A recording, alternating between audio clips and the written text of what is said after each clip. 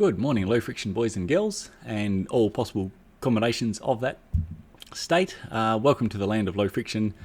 Got a bunch of updates to go into today. I'll be probably doing this update in a few bits, so there may be a wardrobe change in between. So if things cut back and I look different, that'll be why.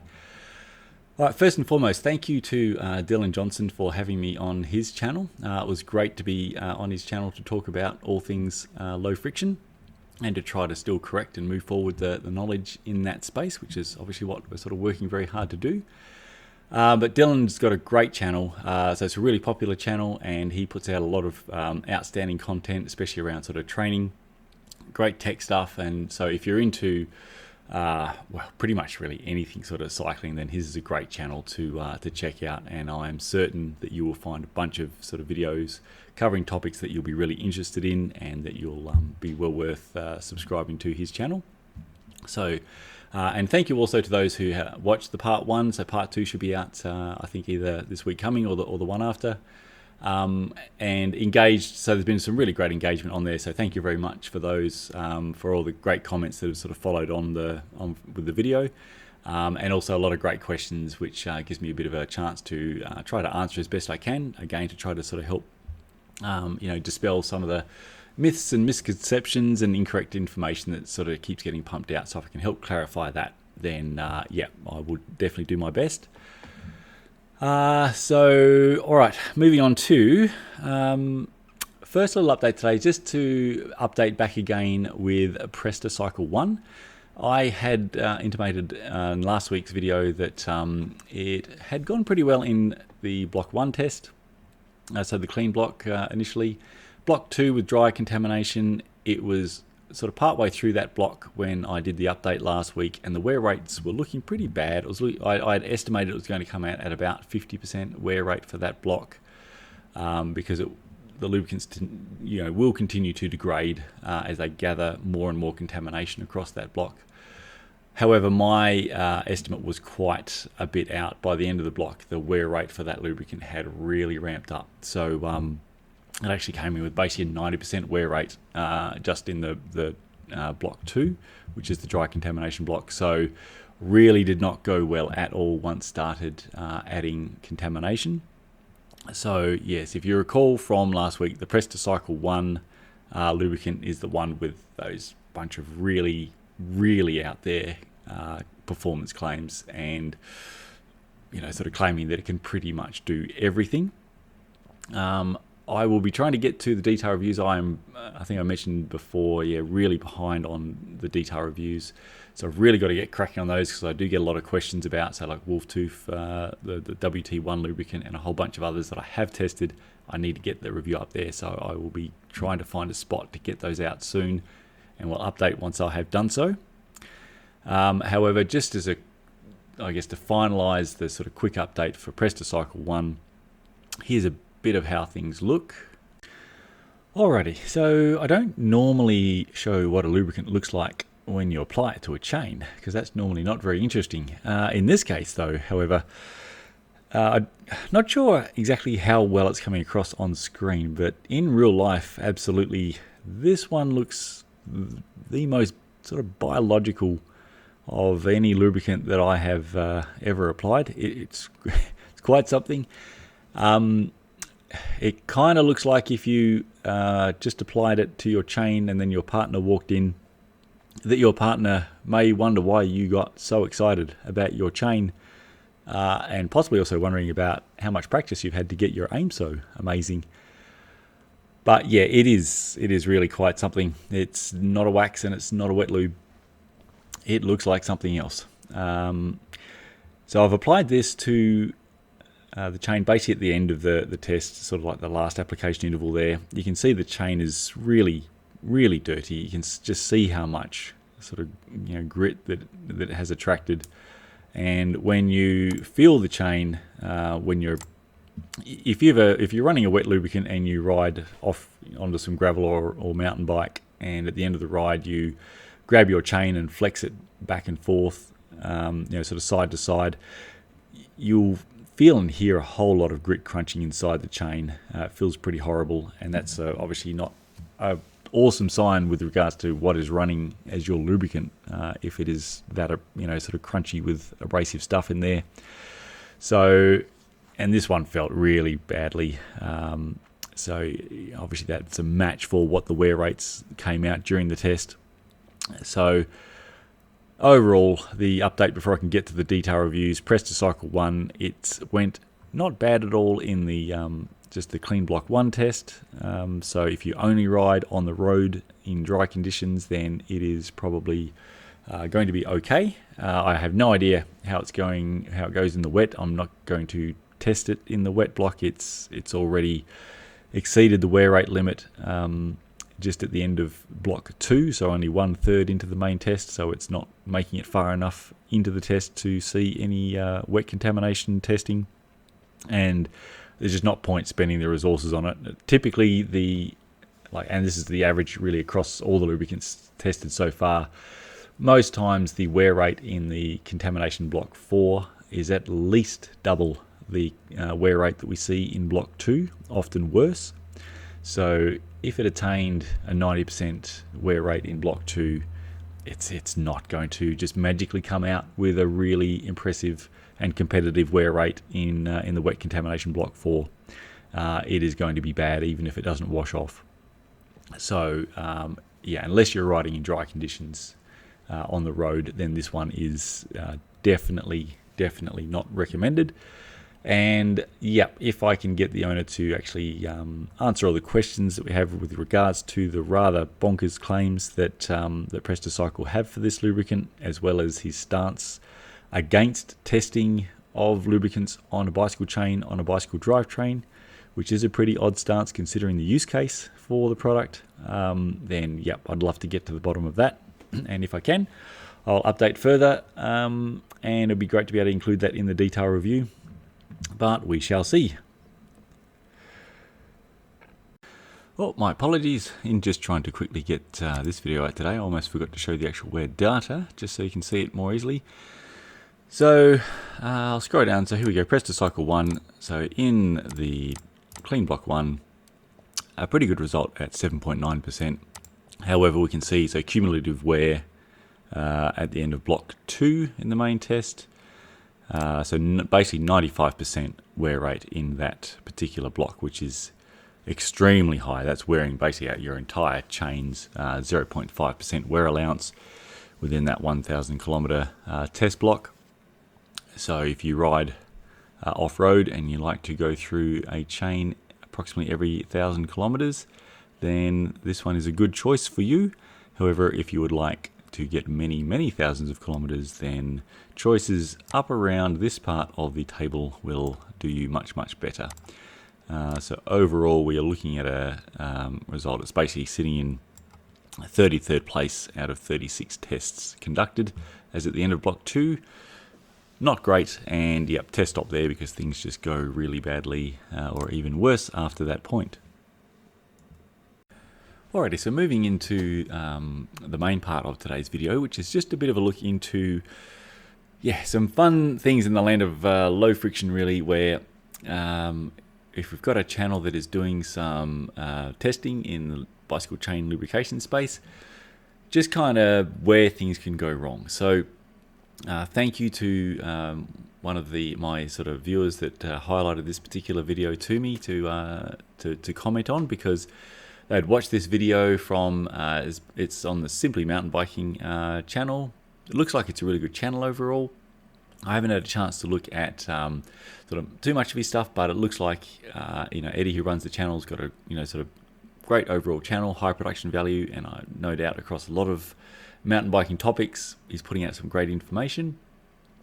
But this particular test, so the viewer of Zero Friction Cycling and looking at the the information that I'm putting out, and then looking at this channel by Simply Mountain Biking and seeing the lubricant test that Eddie has done, it's kind of a complete mismatch, because it's come up with a really poor result for overall a good lubricant, and yet it's come up with a pretty good result for some other lubricants that sort of I've commented on and rated as very poor, and yet the testing looks all great, and so really where's the discrepancy? Why is this lubricant test by Eddie of Simply Mountain Biking really sort of completely at odds with say my testing and the information that I'm putting out? So this person was quite rightfully confused, and no doubt. So this particular video has had over 300,000 views, and every single person who would watch that video and would then maybe come across zero friction cycling and look at the information that I'm putting out,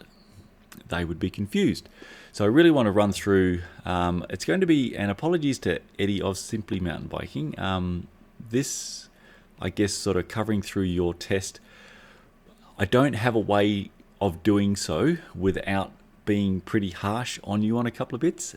This is not a personal attack at you and, saying that you're obviously doing a really terrible thing, but there's been a pretty big mistake, and a pretty obviously big mistake made, which really throws things out. And the trouble is, if you make a really big mistake in the testing and you get from that really incorrect information, then that just confuses everybody, obviously, because they're going off what you're putting to them is obviously accurate and excellent information for them to take into consideration, when in fact it's just really bad information, and it's going to either A, send people down a poor lubricant choice path, or B, obviously they're just going to be like, as what was highlighted to me, they're confused.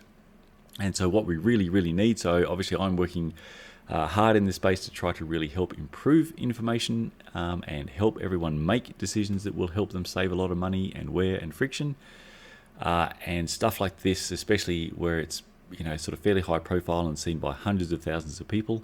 It really does run, I guess, sort of counter to that work. It sort of sets that work back a fair bit, and I would love if people are stepping into doing this sort of stuff or doing this stuff, that they are able to ensure they don't make some of the basic mistakes. So it can have a really big impact. So let's get into what went wrong and why. Okay, so we can see here that the test that Eddie is doing is called a Brugger test, and it is a really popular test, especially for YouTube, because it looks like I guess it's simple, very simple to conduct, and it's very visual. So what happens is you've got a spinning wheel here, which spins onto a cylindrical bearing, and you have the lubricant into a lubricant reservoir, so that lubricant is picked up by the spinning wheel. And then you can put pretty much whatever sort of load you wish onto here to put however much sort of force or load down onto the bearing that's been tested, and which to supposedly show up how well the lubricant is performing under X load. Now there are a lot of issues which are sort of pretty well documented. So if you wanted to do some Googling as to, I guess, the limitations or issues with the Brugger test, you can do that. I could get a bit lost in the weeds and bore everybody to death if I was to go really in depth as to what the issues with this test are. I'll give a very quick overview because there are some, and they're fairly prevalent, and they do make this test sort of tricky and not often accurate. And that's before we even get to where sort of Eddie's gone wrong. Let me show you so here's one that we've put up from a technical article on problems with the Brugger test. So a particular place did a test using the Brugger test on some hydraulic oils for a hydraulic pump. You can see here, so oil 1, it returned a really good result in the Brugger test, and this matched with a very low wear, so low loss of metal from the piston shoe. Oil 2, we can see that it recorded a sort of medium result in the Brugger test, and it had a pretty high loss of metal, so fairly high wear rate of the hydraulic piston. So again, that is a match. Yet here we can see in oil 3, it has returned a notably worse Brugger test result versus oil 2, and yet the piston wear rate has been quite notably lower as compared to oil 2. So we have a mismatch quite clearly of the result from the Brugger test versus the wear test of the piston. And you can sort of find sort of videos as well which will cover more in depth as to why there are issues with the Brugger test and why it's often just not a great test.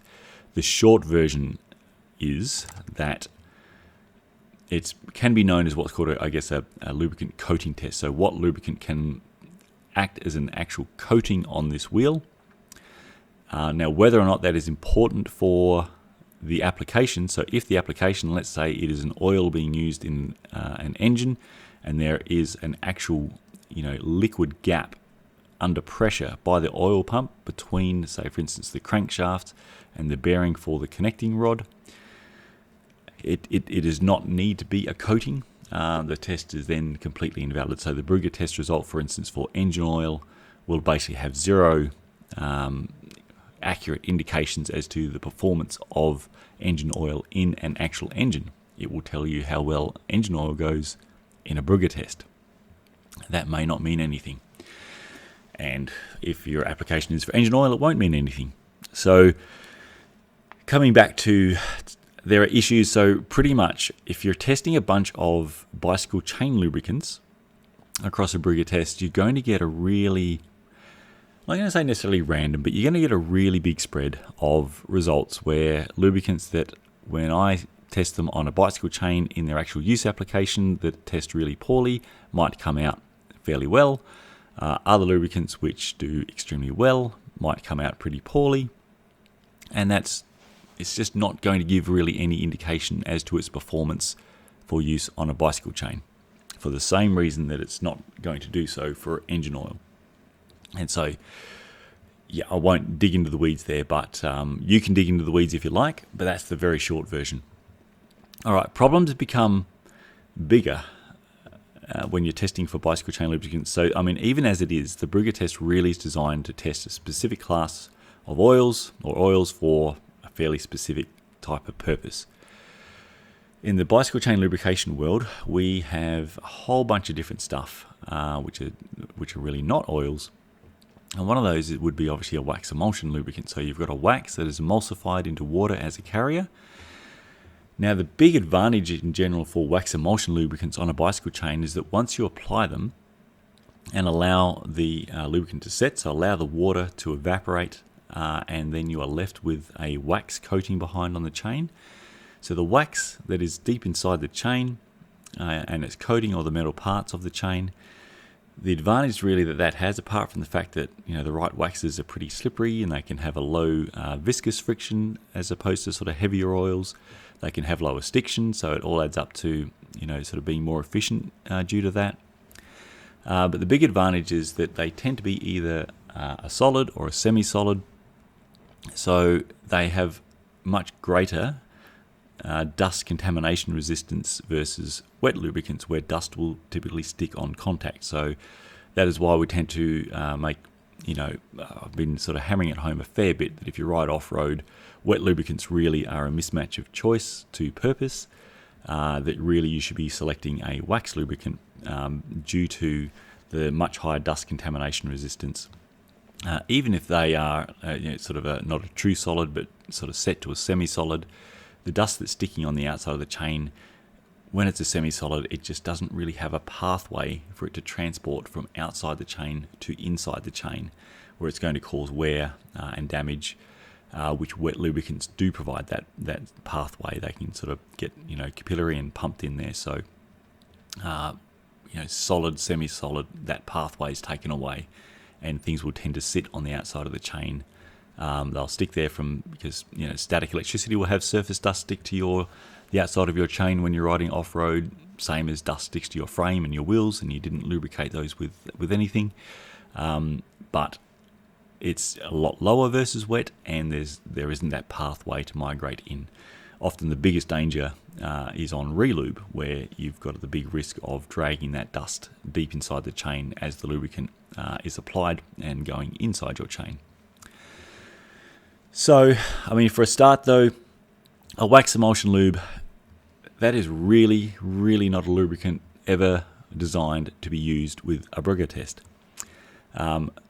Even if you were to put a set wax coating on this spinning disc, it is going to be abraded off in no time. If you put a solid wax on there, like you were to put it into a sort of paraffin wax coating, and let it set to a solid, it's just going to be abraded off. When it's a wax emulsion lubricant, so most wax emulsion lubricants are going to, it varies a bit, but you can generally expect that by volume, what is going to be in there is going to be somewhere between, say, 30 to 50% wax and 50 to 70% water. I don't know what Squirt's ratio is. I'll pick in the middle. Let's say that we have about 40% wax by volume in here and the rest being the water carrier. We have basically somewhere around, say, 60% of this product is water. Just how well is that going to test on a grinding wheel test when what you're testing is 60% water? So it is just a really, really flawed test if you're going to be trying to test bicycle chain lubricants. If you're testing them of similar types, really similar types, then you know, maybe you get something, but again, it's just not really applicable to what's actually happening inside the bicycle chain. So we can see the wear scar there, did really poorly, but what it is testing is basically 60% water. It is absolutely nothing representing what is happening with Squirt when you apply it as per and use it as per the manufacturer instructions, which is to apply it and obviously let it set. It needs to set. Many, or pretty much I believe all wax emulsion lubricants need to set, and the main thing that varies is often their set time. This one, not so much of a big deal, but it sort of moves into a splatter test across the lubricant. So again, he's applying it, and then he's doing a splatter test. Again, it's just, that is not going to happen if you allow the lubricant to set. You will have basically semi-solid, and it is not going to fling off at all. But this one really, so this is, I guess, the information that's sort of really going against what the main strength of Squirt is, where Squirt, being a wax emulsion lubricant, once it's set, it has quite high dust contamination resistance. So here he's doing the sand retention test part, and it's pretty much just coated the entire test sample there. And so again, he gives it a very poor rating. He does actually mention that you know, he knows that you're supposed to let it set, but he's just doing what he says he believes everybody does, just like him, which is apply it and then go and ride. Okay, for one, if that's him, then that's sort of him, but I just can't see how you can just go against clear manufacturer instructions, and really it's going against precisely how these lubricants are designed to work and what this lubricant's particular strength is. Like, literally doing this, it is to me, it is no different than if I was to be sort of testing the bond strength of glues. And on one test I have instant bond super glue, and on another test I've got high strength araldite that needs a 24-hour set. I mix the high strength araldite together and I apply it to my test sample, and then whilst it's still wet, 1 minute later I pull the two samples apart, and then I give the high strength araldite a really poor rating as being a nice glue. I mean, it is just a completely screwed test. You just, I guess from my side, you can't do what he's done. I'm quite surprised that Squirt haven't, they probably don't know about it, but if I was Squirt, I would be having a pretty sort of super hard chat with Eddie about this video, and should it be up on YouTube. If I own Squirt, I would absolutely be suing to take this particular test video down.